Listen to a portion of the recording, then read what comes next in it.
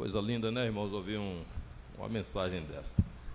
É uma mensagem que fala ao nosso coração. Eu vou tomar um pouquinho dessa água, prestigiar a preocupação das diaconisas da igreja, né? Eu estava ali atrás, a irmã Lu disse assim: aquela água é para o pregador beber. Eu disse: que bom. Aí eu vou pegar um pouquinho dessa água, ofereço a todos vocês. Pena que não dá para a gente dividir, mas se depois alguém tiver com sede, tem uma aguinha fresquinha, embora a gente esteja com um problema de água na igreja hoje. Já resolveu? Mas que maravilha. Então quem quiser depois até mesmo tomar um banho por causa do calor, o problema da água já está resolvido. Um golezinho para todos vocês.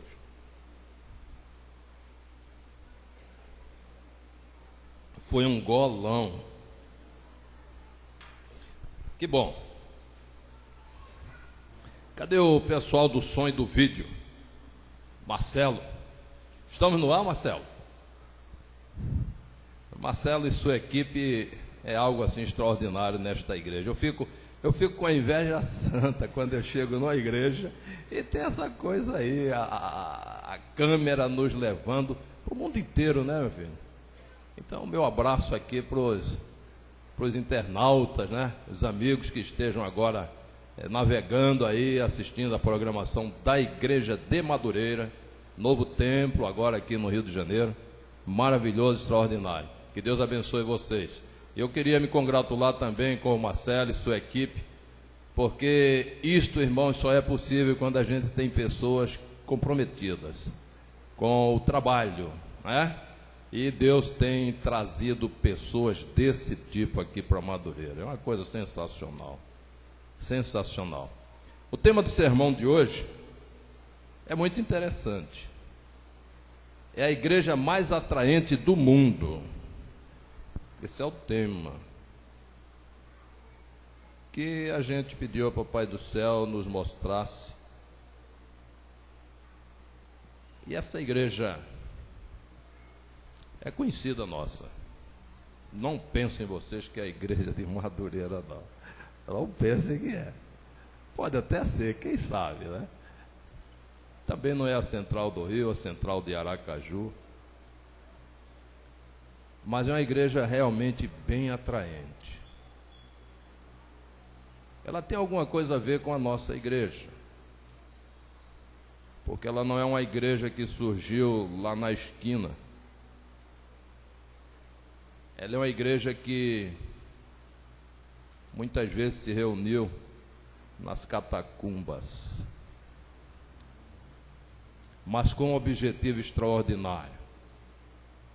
Esse objetivo era evangelizar. E eu queria que você abrisse a Bíblia, a palavra de Deus, e queria pedir a Deus que só a sua palavra hoje falasse ao nosso coração. E eu queria orar por isso. Querido Deus e Pai, obrigado pela oportunidade que Tu nos concedes ainda, em tão boas circunstâncias, com liberdade de religião, poder estar aqui para nos abeberarmos da Tua palavra. Prepara nosso coração e nos use, Senhor, como instrumento Teu, para que esta mensagem nos alcance de forma objetiva, em nome de Jesus. Amém. Atos capítulo 2. Alguém até já deve estar com um livro de Atos no capítulo 2 aberto. E a gente vai ler um pouquinho, vamos passear um pouquinho pela história desta igreja. Ao cumprir-se o dia de Pentecostes, eu leio o verso 1, estavam todos reunidos no mesmo lugar. De repente veio do céu um som, como de um vento impetuoso, e encheu toda a casa onde estavam assentados. Verso 3. E apareceram distribuídos entre eles línguas como de fogo, e pousou uma sobre cada um deles. Todos, e todos, não abre exceção a ninguém, ficaram cheios do Espírito Santo, e passaram a falar em outras línguas, segundo o Espírito lhe concedia que falassem. Verso 5. Estavam todos habitando em Jerusalém, judeus, homens piedosos, vindo de todas as nações debaixo do céu. Quando, pois, se fez ouvir aquela voz, afluiu a multidão que se possuiu de perplexidade, porque cada um deles, mesmo estrangeiros, ouvia falar na sua língua primitiva, na sua língua natal. Estavam, pois, atônitos e se admiravam, dizendo: Vede, não são porventura estes homens galileus, estes que estão aí falando? E como os ouvimos falar cada um em nossa própria língua materna? Somos partos, medos, elamitas e os naturais da Mesopotâmia, Judéia, Capadócia, Ponto e Ásia. Eram estrangeiros, muitos estrangeiros estavam ali. Da Frígia, da Panfilha, do Egito, que está nas páginas dos jornais, e das regiões da Líbia, nas imediações de Cirene, e romanos também que aqui residem. Tanto judeus como prosélitos, cretenses e arábios, como os ouvimos falar em nossas próprias línguas a grandeza de Deus. Acompanhem com atenção a leitura. Verso 12. Todos atônitos e perplexos interpelavam uns aos outros. Que quer isto dizer? Perguntavam. Outros, porém, zombando, diziam: eles estão embriagados. Verso 14, a coisa mais linda, um sermão poderoso de Pedro. Então se levantou Pedro com os 11 e, erguendo a voz, advertiu-os nestes termos: varões judeus e todos os habitantes de Jerusalém, tomai conhecimento disto e atentai nas minhas palavras. Estes homens não estão embriagados, como estás pensando, sendo essa a terceira hora do dia, mas o que ocorre é o que foi dito por intermédio do profeta Joel.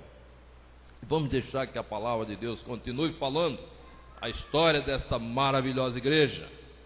E acontecerá no último dia, diz o Senhor, através do profeta, que derramarei do meu espírito sobre toda a carne. Vossos filhos e vossas filhas profetizarão, vossos jovens terão visões e sonharão vossos velhos. Verso 18: até sobre os meus servos e sobre as minhas servas derramarei do meu espírito naqueles dias, e eles também profetizarão. Mostrarei prodígios em cima no céu, e sinais embaixo na terra, sangue, fogo e vapor de fumaça. O sol se converterá em trevas, e a lua em sangue, antes que venha o grande e glorioso dia do Senhor. E acontecerá que todo aquele que invocar o nome do Senhor será salvo. E Pedro continua, verso 22, varões israelitas, atentai a estas palavras. Jesus Nazareno, varão aprovado por Deus diante de vós, com milagres, prodígios e sinais, os quais o próprio Deus realizou por intermédio dele entre vós, como vós mesmos o sabeis.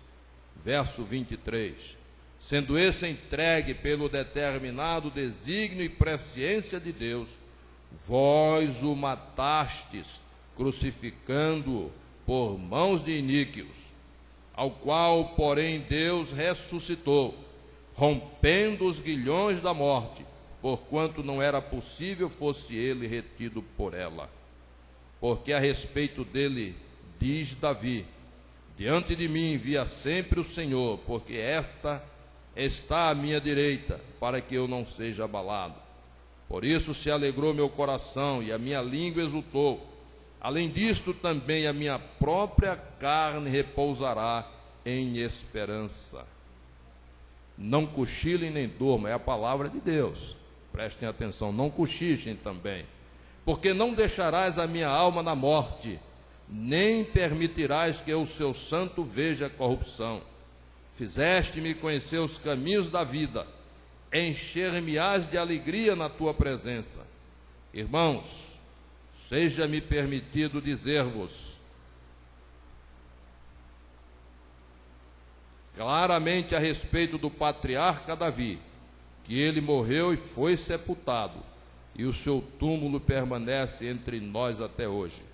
Sendo, pois, profeta, e sabendo que Deus lhe havia jurado que um dos seus descendentes se assentaria no seu trono, prevendo isto, referiu-se à ressurreição de Cristo, que nem foi deixado na morte, nem o seu corpo experimentou corrupção. A este Jesus, Deus ressuscitou, do que todos nós somos testemunhas.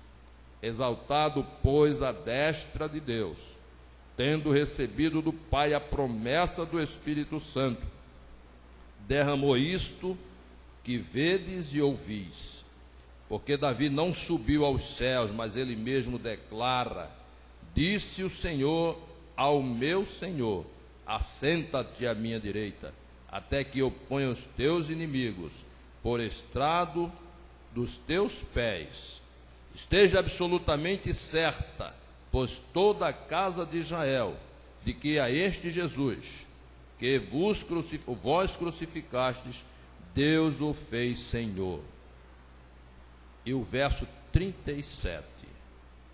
E ouvindo eles essas coisas, compungiu-se-lhes o coração e perguntaram a Pedro e aos demais apóstolos: que faremos, irmãos? E agora, para encerrar esta leitura, para nossa meditação, vamos ao verso 47. Louvando a Deus e cantando ou contando com a simpatia de todo o povo, estava esta igreja. E enquanto isso, acrescentava-lhes o Senhor, dia a dia, aqueles que iam sendo salvos. Que história bonita, né, irmãos? Esta é a igreja mais atraente que o mundo já conheceu. E é a igreja que Deus deixou como modelo para as demais, principalmente para aquelas igrejas que saíram, ou para aquela igreja que saiu das páginas proféticas da Bíblia, até 2.300 tardes e manhãs, e o santuário será purificado. E nós sabemos qual é esta igreja. E existe um modelo, nós não temos, irmãos, por que errar. Não temos como errar na administração desta igreja. E é interessante, a internet nos ajuda muito. De 24 a 28 de maio, em Foz do Iguaçu, quem sabe o que vai acontecer? Alguém sabe o que vai acontecer? Não sabe. Você sabe, meu filho? Oi? Fale, meu filho. Um concílio especial da igreja. Eu fico, irmãos, assim, esta igreja ela é muito grande, não poderia ser diferente, é a igreja de Deus. E naqueles dias estarão reunidos em Foz do Iguaçu cerca de 4 mil pastores da igreja, da divisão sul-americana. Se eu não estou errando na informação, mas eu acho que não são 400 não, são 4 mil pastores. O auditório é enorme. É 4 mil, tem aqui da divisão sul-americana. O auditório é enorme. Sabe qual é o objetivo, irmãos? Sabem qual é o objetivo? Orientar os pastores que têm uma grande responsabilidade sobre as ovelhas de Deus. O pastor maior é Jesus. Mas Jesus tem os seus pastores auxiliares, que são os ministros, que por sua vez tem os seus pastores auxiliares, que são os anciãos de igreja. Veja a responsabilidade que a gente tem como ancião de igreja. E eu trouxe aqui algumas coisas só para apresentar aos irmãos, e já é o sermão. O que será este evento? O concílio ministerial será um encontro espiritual de inspiração e capacitação para a renovação do compromisso com Jesus, com a igreja e sua missão. Mais ou menos 4.000 pessoas estarão ali da divisão sul-americana. Quem irá participar? Pastores distritais, pastores associados, pastores capelão de instituições educativas e médicas, pastores preceptores, professores de teologia, líderes da instituição, departamentais e administradores. Todo pastor ou dirigente que exerce uma função pastoral dentro desta instituição. Eu estava vendo, irmãos, o staff de pessoas que farão palestras e dirigirão seminários nesse encontro. Simplesmente extraordinário. Simplesmente, é pena que não se encontre um lugar para levar todos os anciãos de igreja, todos os diáconos de igreja e diaconisas também. E quem sabe toda a igreja. Não se encontra esse lugar, só naquele dia que a gente estiver debaixo da árvore da vida, naquela primeira reunião da escola sabatina. Para contar Jesus passando a lição, contando a vitória da salvação do ser humano. Porque todos os pastores da divisão sul-americana estarão lá. A igreja aqui vai ficar sem pastor, irmãos. Esses pastores estarão lá pela orientação da administração da nossa divisão, com objetivos específicos de reavivamento e reforma, que devem começar com os ministros e se estender a cada um de nós, membros da igreja.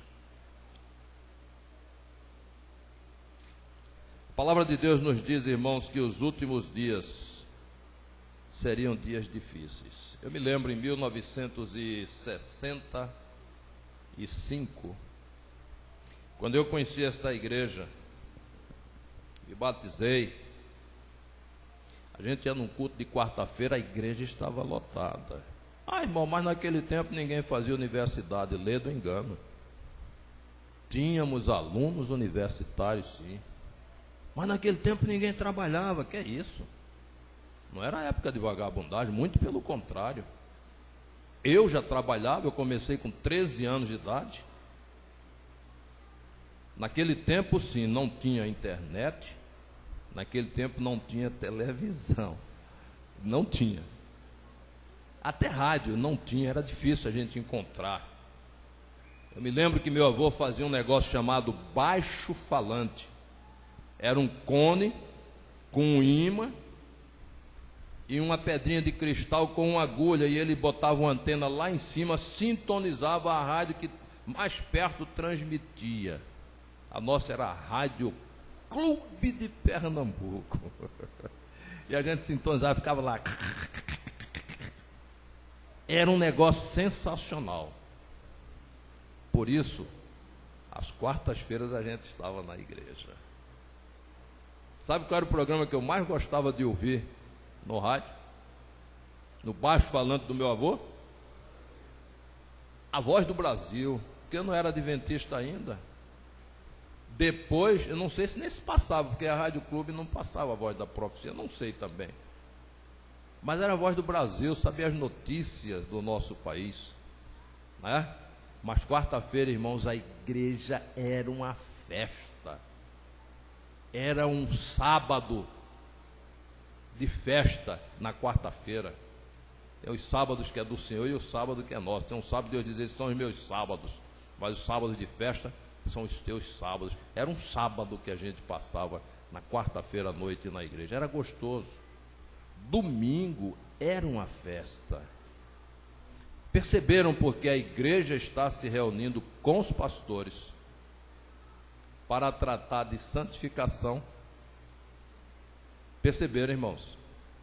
nós estamos perdendo uma característica importante como igreja. Muito importante. Mas Deus não vai acontecer, não vai deixar acontecer, não. Então diz aqui o seguinte: reavivamento e reforma, que devem começar com os ministros e se estender a todos os membros da igreja. Bom, tem mais duas coisas aqui. Como será essa programação?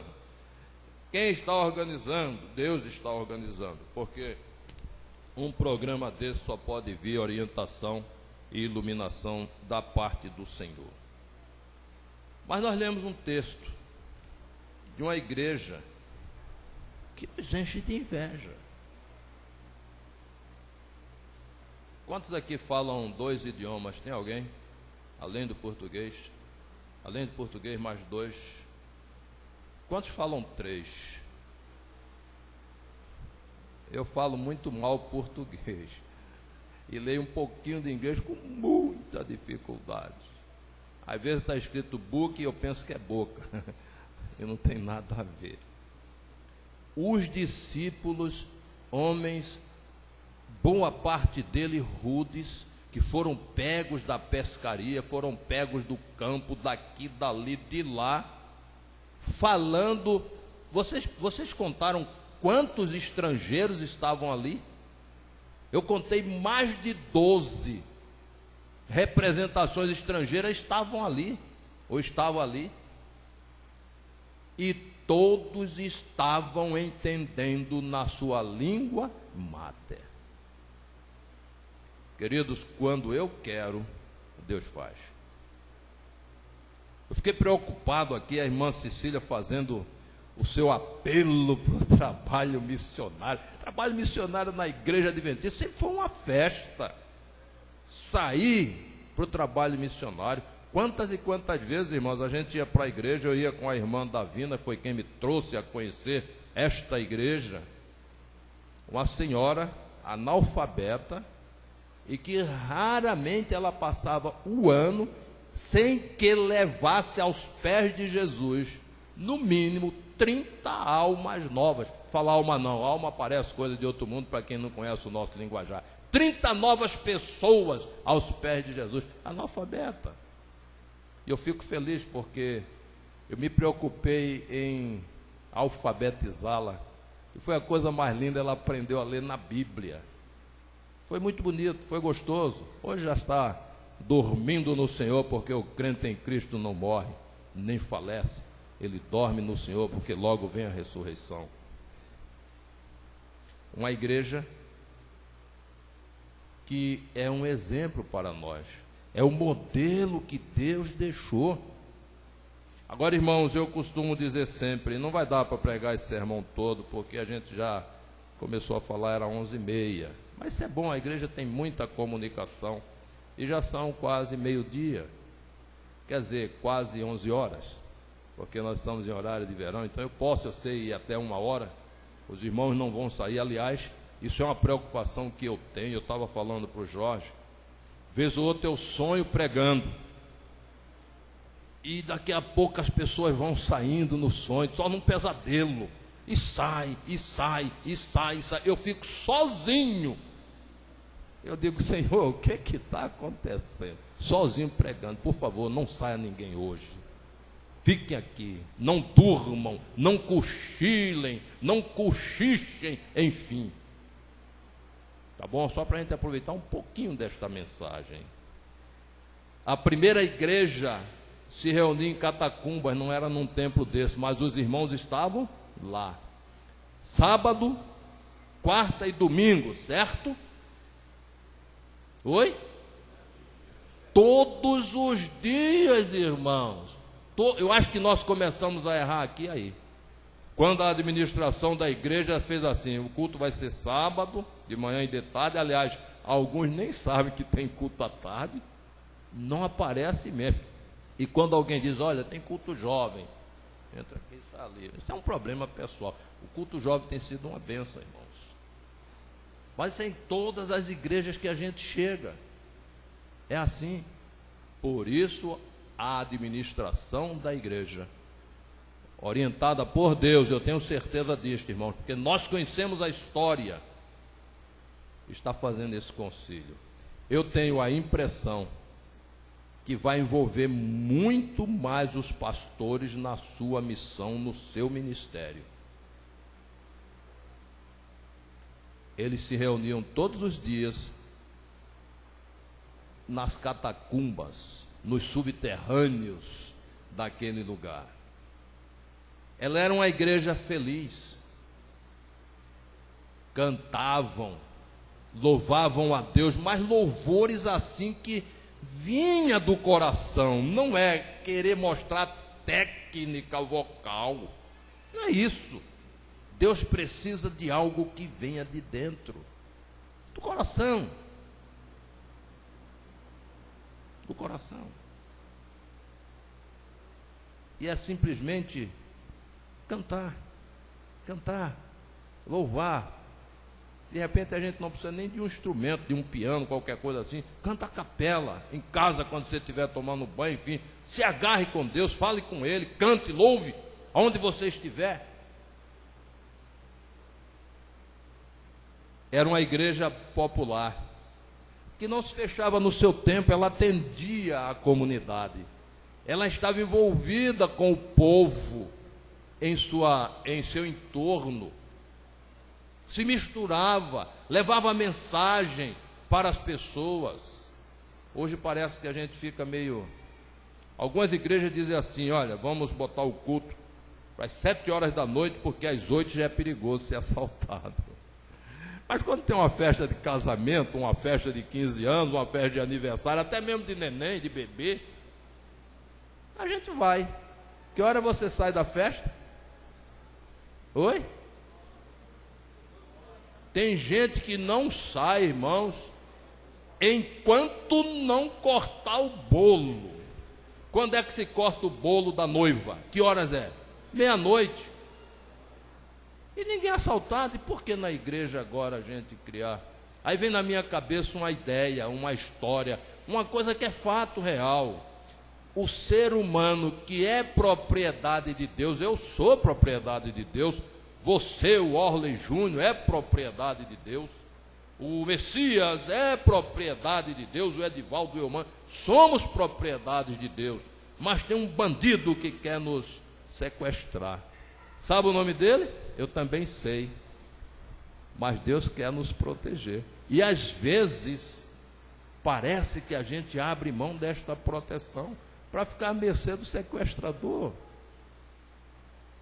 É bem verdade que o sangue de Jesus é suficiente para pagar o resgate, mas se eu me ofereço para ser sequestrado, eu não vou nem querer ser resgatado.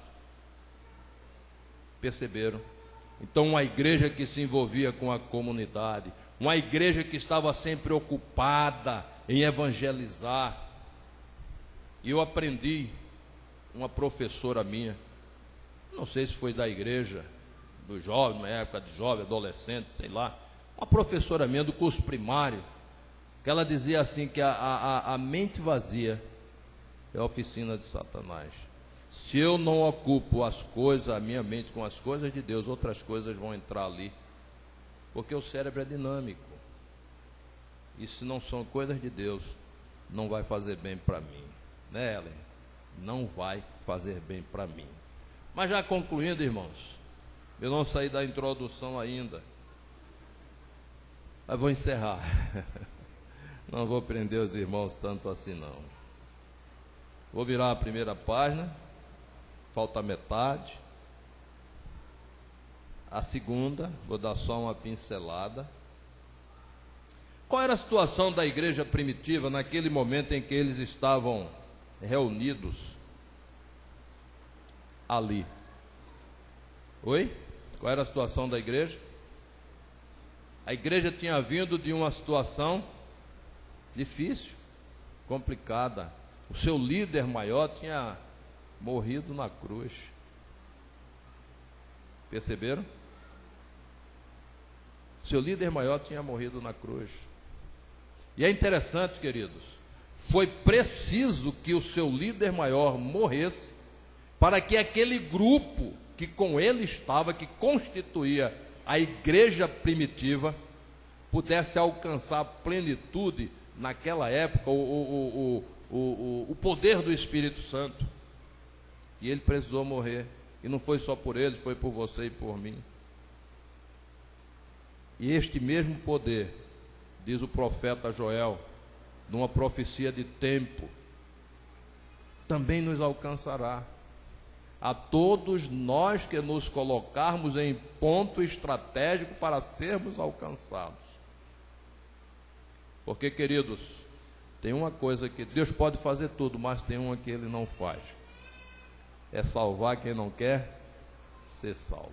É preciso que eu queira, para que Ele me alcance no processo da salvação. Mas aqueles homens estavam ali reunidos, e diz ali que com a morte de Jesus, do seu líder maior, eles se irmanaram, eles se ajuntaram, não havia mais disputa, quem vai ser o primeiro, quem vai ser o segundo, quem vai ser o terceiro. Ninguém mais se magoava quando alguém dizia alguma coisa que feria a pessoa. Não havia isso, eram irmãos, e não irmãos. Às vezes a gente diz assim, mas o que é mais importante, ser irmão espiritual ou irmão carnal? Eu acho que é ser irmão espiritual, porque só é irmão espiritual quem está dentro da família de Deus. E às vezes a gente fica naquela coisa. Irmão espiritual, meus irmãos, é realmente 1000 vezes mais importante para nós do que ser simplesmente irmão carnal. E eles estavam ali agora, tristes, acabrunhados e abraçados. E diz o texto que nós lemos que eles perseveravam unânime em oração. O que é uma coisa unânime? Todos tinham o mesmo sentimento, todos tinham o mesmo objetivo, todos tinham a mesma vontade de sair daquele sufoco, e buscaram com veemência a Deus, e oravam a Deus. Eu imagino, irmãos, naquele tempo, é pena que não tinha um gravador, para a gente ouvir a voz daquele grupo orando, buscando a Deus. De repente o texto diz que o vento invadiu aquele ambiente, e línguas de fogo, como de fogo, se postou sobre a cabeça de cada um, e eles foram cheios do poder do Espírito Santo. E nós vimos o resultado. Era uma igreja que conhecia o Evangelho, era uma igreja que sabia qual era a sua missão: preparar a vereda para a volta de nosso Senhor e Salvador Jesus Cristo. Não era uma igreja que devia estar se engalfinhando, brigando por besteira. É uma igreja que prevalecia nas doutrinas. E aqueles homens ficaram cheios do Espírito Santo. E rapidamente passando, irmão, não dá. 3.000 almas foram trazidas, não pelos homens, mas pelo poder do Espírito Santo que trabalhou na vida daquelas criaturas, a igreja. Um resumo que eu queria fazer para a gente terminar. Aquela igreja que Deus deixou como modelo, ela foi patenteada por Deus, ela tem patente. Nenhuma outra que não siga aquele modelo é da mesma linha, é de uma linha diferente. Se não estiver dentro do modelo da igreja primitiva, não é a igreja que Deus orientou. Ela não perdeu a sua patente. Essa patente está registrada na Junta Comercial do Céu. A grande comissão para a qual ela foi criada é a mesma. O poder de Deus que ele usou sobre aquela igreja continua o mesmo, ele não diminuiu. A igreja primitiva ainda é o modelo para a igreja atual. E a gente pergunta, irmãos, é uma pergunta que fica dentro da nossa cabeça. E por que a igreja atual não segue o modelo da igreja primitiva que Deus deixou? Nós sabemos que tudo isso faz parte de um contexto, irmãos. Mas um contexto do qual nós podemos melhorar. Não deixar tanta coisa na mão de Deus. Tanta coisa, Deus, tanta gente com cabeça diferente, pensamento diferente, ideia diferente, para que Deus mude.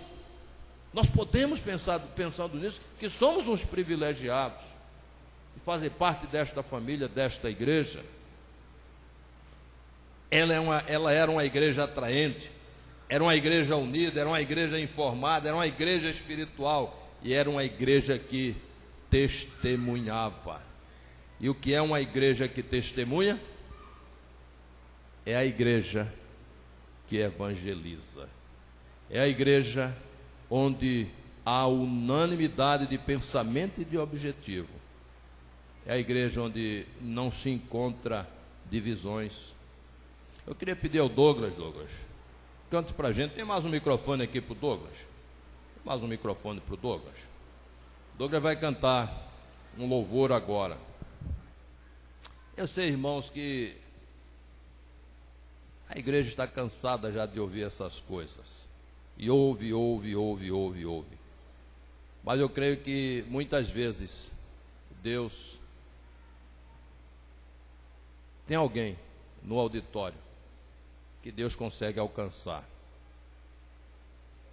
com estas mensagens, porque são dele, não são nossas. Eu queria, se você sentiu o objetivo desta mensagem, deste sermão, sentiu qual verdadeiramente o desejo de Deus para você e para mim, porque a irmã Cecília disse assim: se nós não trabalharmos, Jesus não voltará. Irmã Cecília, deixa eu só dar um reforço, ele voltará de qualquer maneira.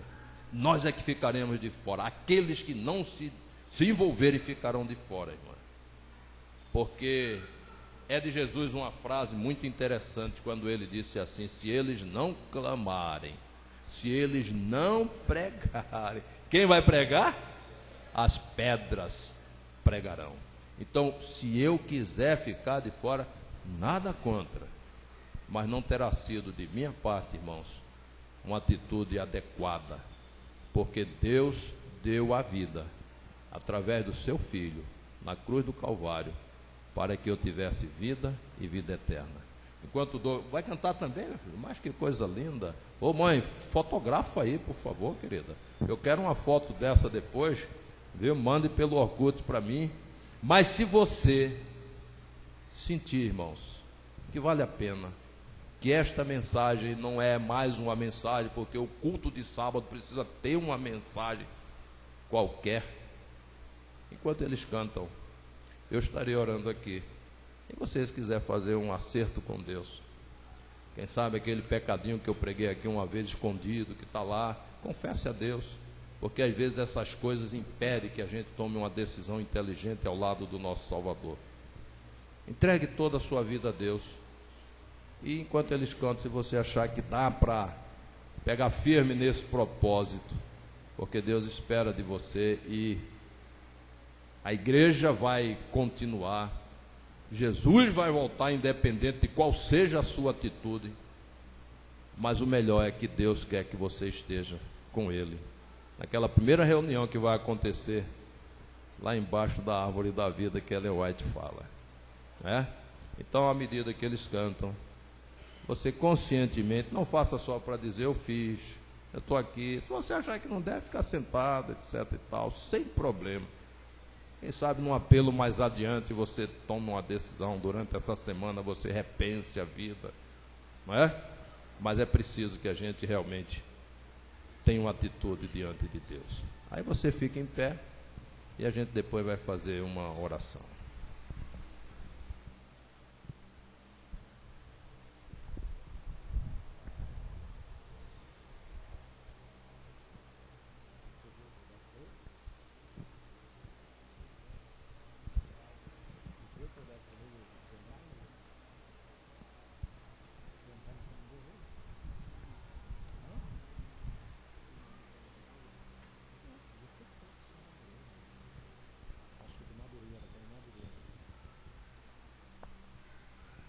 Vocês me desculpem, enquanto o Douglas leva o pendrive ali em cima, eu só queria parabenizar a igreja por ter erguido esse templo maravilhoso em homenagem ao nosso grande Deus. Lá em Padre Miguel também nós passamos por momentos como esse. Reformamos também a nossa igreja e foi uma bênção, como Deus derramou as bênçãos sobre os membros, sobre nós lá na igreja. E tenho a certeza que Deus também vai continuar, Oliveira, a direção da mesma, derramando as bênçãos sem par sobre essa casa. Alguns momentos durante a obra lá em Padre Miguel, algumas pessoas perguntavam quem estava patrocinando aquela obra fantástica que está a igreja de Padre Miguel.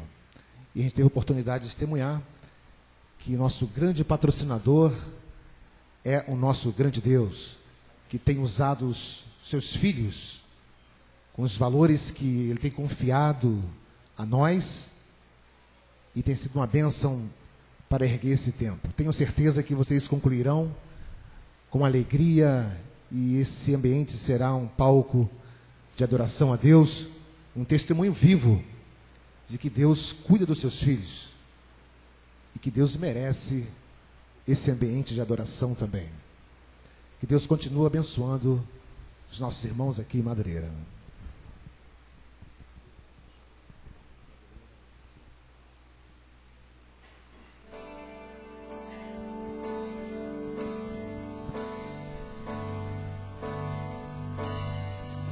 Mar vermelho ali, escondendo a salvação. Um milagre ao erguer as duas mãos. 7 dias gastos rodeando Jericó. Um clamor de fé e a libertação. Pessoas tão comuns como eu e você, permitindo Deus usar o seu poder. Fico impressionado ao pensar que para Deus conseguir me usar é preciso primeiro eu permitir fechar os olhos e acreditar, sentir a essência do meu ser cantar. Oh meu Deus, vem minha vida possuir aqui.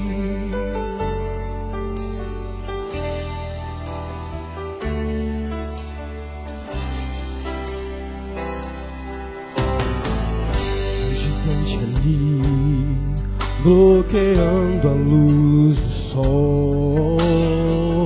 5 pedras pra fazer o chão tremer. Uma gravidez dias antes de casar. A emoção de ver Jesus nascer.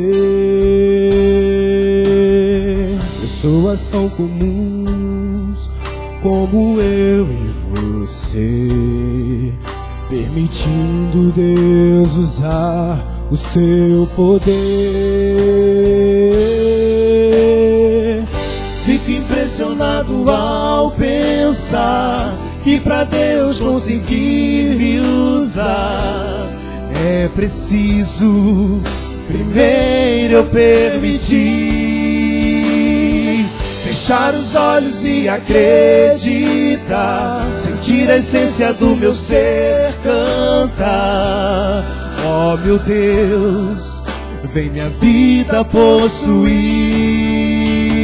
aqui. Um Deus que é infinito em saber, escolheu usar a limitação do meu ser. Se eu apenas permitir,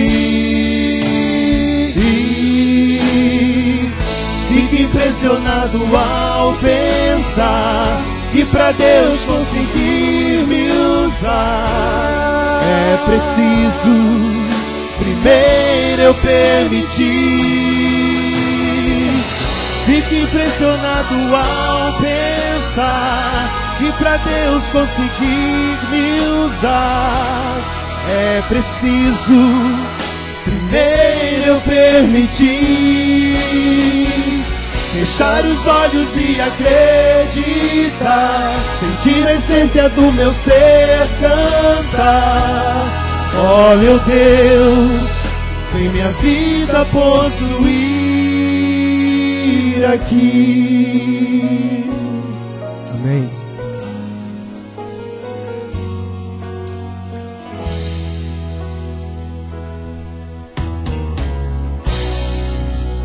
Deus seja louvado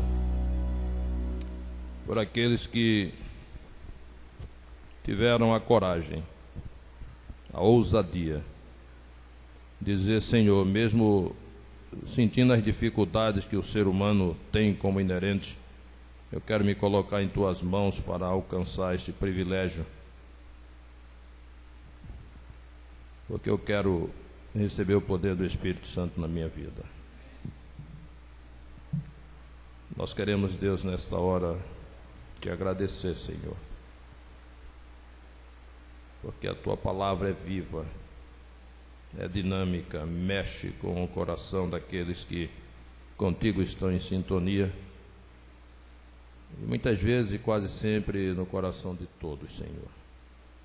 Esse louvor que o Douglas, seu pai, cantou, diz que é a primeira coisa que eu preciso fazer para que Deus possa agir na minha vida é aceitar a ação de Deus na minha mente, no meu coração, transformando, Senhor, a minha vida para a honra e glória do seu nome.